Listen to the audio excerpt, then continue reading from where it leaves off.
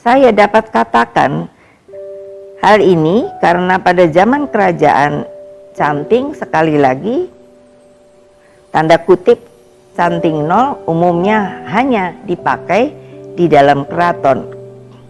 Nah, lalu bagaimana dengan masyarakat di luar keraton? Apa yang mereka gunakan? Disinilah muncul beragam wastra Nusantara melalui jenis kainnya, gambarnya, warnanya, uratannya, dan lain sebagainya. Sedangkan batik keraton mudah dikenali lewat kelompok batik Kasunanan Surakarta, Kasultanan Yogyakarta, batik Pura Mangkunegaran, dan batik Pura Pakualaman. Sekitar abad ke-17, motif batik didominasi bentuk hewan dan tanaman yang kemudian berkembang pada motif menyerupai awan serta relief candi. Berkembangnya kesenian batik meluas di Indonesia setelah akhir abad ke-18 atau awal abad ke-19. Lalu pada akhir abad ke-19 muncul batik saudagar yang disebut batik saudagar di kalangan kerajaan Surakarta dan Yogyakarta. Ciri batik saudagar mudah dikenali lewat ornamen klasik yang dimodifikasi sesuai selera. Pada waktu itu batik itu punya pakem, harus begini, harus begitu.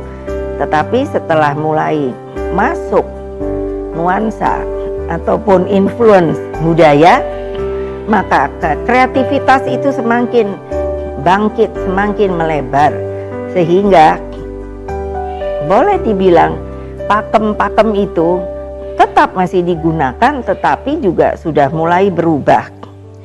Beberapa masa setelahnya muncul desain batik khas kota-kota pesisir utara Jawa, termasuk Pekalongan dan Cirebon.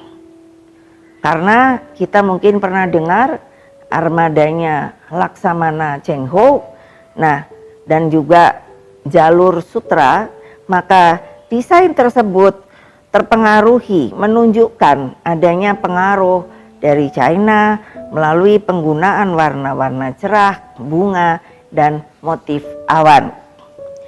Para hadirin sekalian, sepanjang sejarahnya perkembangan batik Indonesia dipengaruhi juga oleh para pedagang asing dan juga pendatang. Beberapa sumber menyebutkan batik Indonesia mencapai puncak kreativitasnya pada tahun 1890 hingga 1910. Pada zaman tersebut telah muncul batik Belanda, batik Cina, atau batik Hokkaido. Semua ini karena influence, tentunya kalau yang Belanda dari Belanda, kalau yang Cina dari Cina, dan Hokkaido itu ketika masa kita dijajah oleh Jepang. Sekitar tahun 1955, Presiden Soekarno mendorong untuk terciptanya sebuah gaya baru batik yang disebut nama Batik Indonesia.